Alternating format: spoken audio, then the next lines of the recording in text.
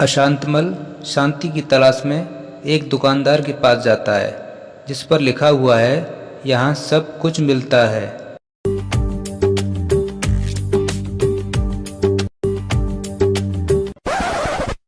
भाई, आपकी दुकान पर लिखा हुआ है यहाँ सब कुछ मिलता है, इसलिए मैं आया। ज़रा थोड़ी सी शांति दे दो। भाई, यहाँ शांति नहीं मिलती। तो भैया किस दुकान पर मिलेगी?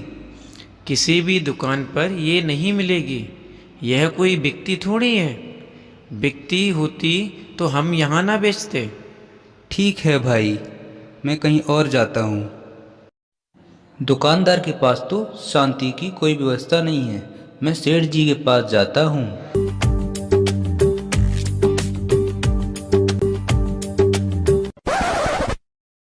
जय श्री राम सेठ जी।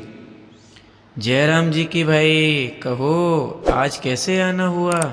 सेठ जी, मैं शांति की खोज में हूँ।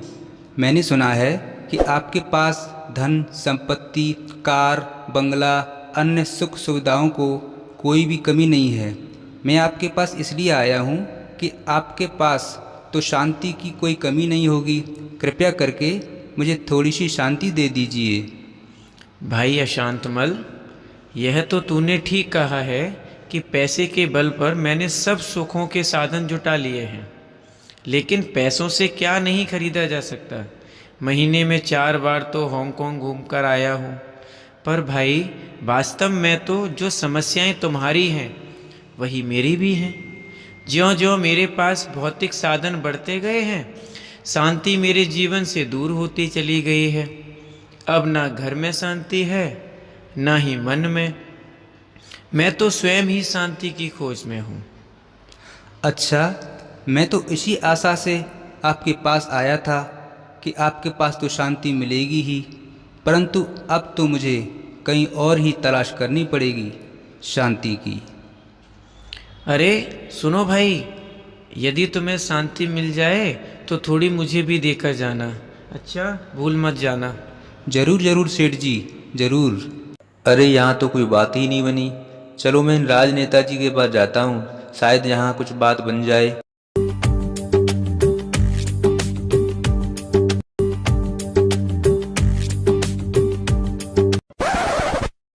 नेताजी राम राम।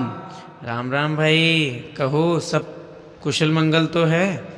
नेताजी, और तो सब ठीक ठाक है, परंतु मन में शांति नहीं है।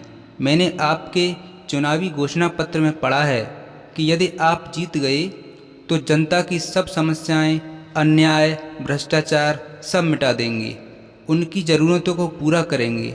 मेरी तो एक ही ज़रूरत है कि मुझे शांति चाहिए, बस शांति। अरे, ये कमबख्त ऐसी चीज़ लेने आया है जो स्वयं मेरे पास ही नहीं है। मैं खुद ही अशांत हूँ। पिछले 3 दिन से तो मैं सोया भी नहीं हूँ। oh, no! और अब तो नींद की गोलियाँ भी बेअसर हो गई हैं। हाँ भाई अशांतमल, मैं कहीं विचारों में खो गया था। भाई देखो, यह विषय ऐसा है शांति का, जिसकी मेरे पास भी कोई बहुत शॉर्टेज है। इसलिए हम जनता को शांति देने का वायदा नहीं करते। यह काम हमारा नहीं है भैया। हाँ, यदि तुम्हें कोई सिफारिश की ज़रूरत हो तो मेरे दरवाजे सदा खुले रहेंगे। कभी भी आना। अभी तो मुझे एक चुनावी सभा को संबोधित करने जाना है। क्षमा करना भाई। हाँ, यदि तुम्हें कहीं शांति मिल जाए तो उसका पता ठिकाना मुझे ज़रूर बता के जाना। धनी लोगों के पास शांति नहीं, नेताओं के पास शांति नहीं, आखिर मुझे शांति कहीं मिलेगी भी? चलो कोई बात नहीं, मैं वैज्ञानिक जी के पास जाता हूँ।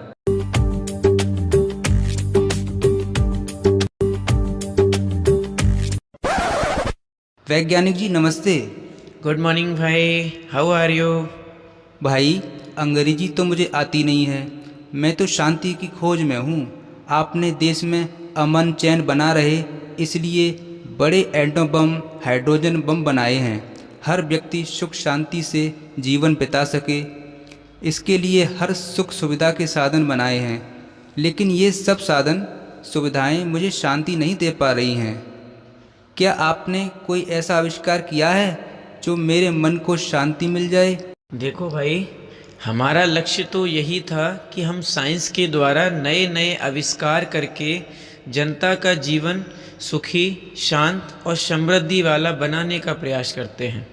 पर अफसोस, ये साधन व्यक्ति को सच्चा सुख और सच्चे मन की शांति नहीं दे पाते। आज सब सुविधाएं होने के बावजूद भी मनुष्य का मन अशांत है, दुखी है, तन बीमार है। हमारे इस प्रयास में आखिर कहाँ कमी रह गई? हमने देश की सुरक्षा के लिए देखो एटम बम, हाइड्रोजन बम बनाए हैं, पर अफसोस हमारी इन सबसे बड़ी उपलब्धि ने तो सारी मानवता को ही भयभीत कर दिया है।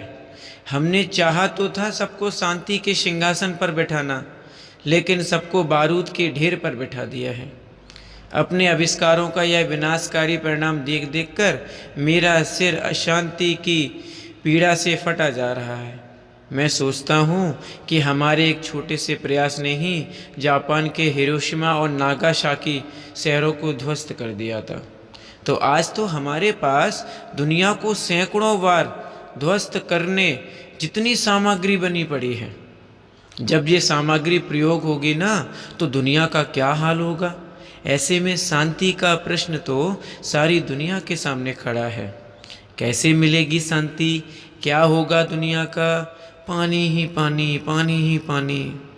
ओहो बाप रे, यह तो मेरे से भी अधिक अशांत है। यदि कहीं शांति मिली तो सबसे पहले इसी को देकर आऊँगा। यह तो मेरे से भी बड़ा शांति का भिखारी है। चलो कोई बात नहीं, अब मैं महात्मा जी के पास जाता हूँ, वही मेरी इस समस्या का समाधान करेंगे। महात्मा जी कोई मंत्र जाप कर रहे हैं।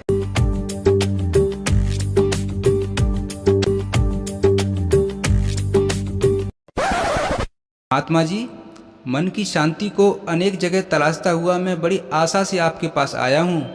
मुझे पूरा विश्वास है कि मेरी इच्छा आपके पास ही पूर्ण हो सकती है। आपने तो घर बार का त्याग किया है, प्रभु की शरण में आए हैं। आपका तो भगवान से डायरेक्ट कनेक्शन होगा। मेरी शांति की प्यास आप ही बुझा सकते हैं। महात्मन, मेरी इच्छा पूर्ण कीजिए। सुखी रहो बच्चे, सुखी रहो। देखो बच्चे, शांति केवल एक तुम्हारा ही प्रश्न नहीं है, बल्कि सारी दुनिया के सामने ये बहुत बड़ा सवाल है। शांति थोड़े समय के लिए नहीं, पूरे जीवन के लिए चाहिए, बल्कि यहाँ तक कि मरने के बाद भी। हम अपनी साधना के फलस्वरूप थोड़े बहुत लोगों को थोड़े समय के लिए तो शांति का अनुभव करा सकते हैं, लेकिन जहाँ सारी दुनिया को सदा काल के लिए शांति मिलने की बात आती है, तो वह तो हम भी नहीं कर सकते, क्योंकि हम फिर भी जन्म, मृत्यु, कर्म और फल के अधीन हैं। यह कार्य तो परमात्मा ही कर सकता है। फिर महात्मा जी, मुझे परमात्मा का पता बताइए। वह कौन है, कहाँ रहते हैं?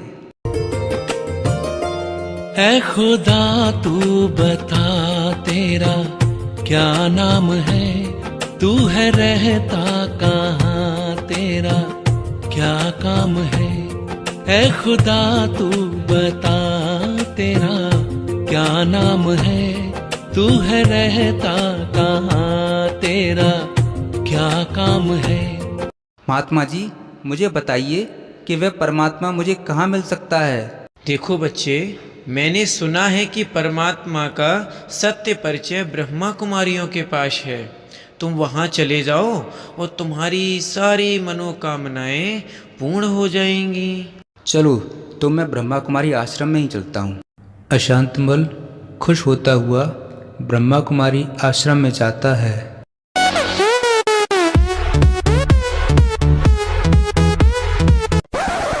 आहा, यहाँ तो बड़ी शांति का अनुभव हो रहा है।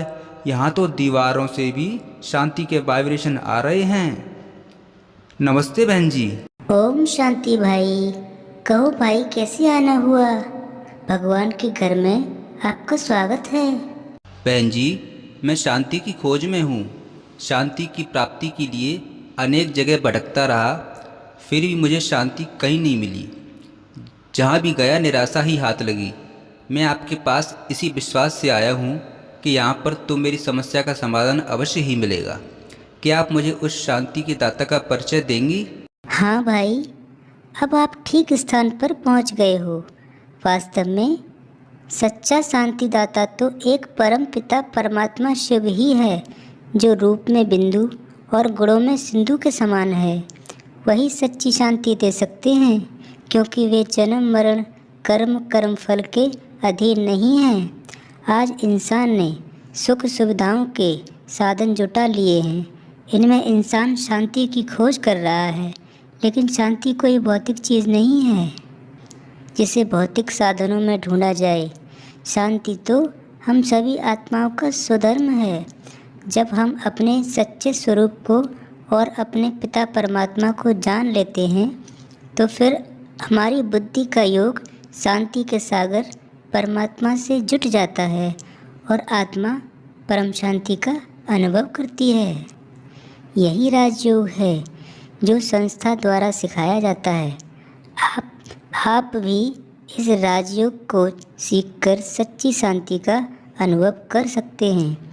यह राजयोग हमारे हर सेवा केंद्र पर बिल्कुल निःशुल्क सिखाया जाता है। अरे क्या बात है, इतनी अमूल्य प्राप्ति, और वो भी बिना मूल्य। मैं तो आज से ही शुरू कर देता हूँ। वाह, इससे बड़ी तो कोई बात ही नहीं है। आओ शिव का ध्यान धरें, आशा का करें उजाला। हो कलयुग बीत रहा है, अब है सतयुग आने वाला।